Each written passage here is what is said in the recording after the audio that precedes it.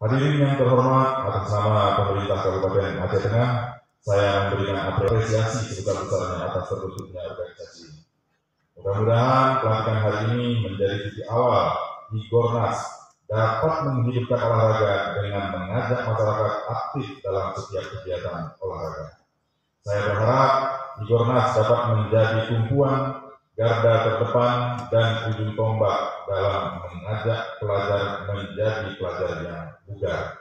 Hadirin sekalian yang berbahagia, saya berharap pengurus Higornas Kabupaten Aceh Tengah periode 2023-2027 dapat melaksanakan program-program kerjanya dengan penuh profesionalisme dan dedikasi yang tinggi dalam rangka memajukan organisasi, daerah, bangsa, dan negara. Kepada pengurus yang dilantik, saya mengucapkan selamat bekerja dan mengabdi.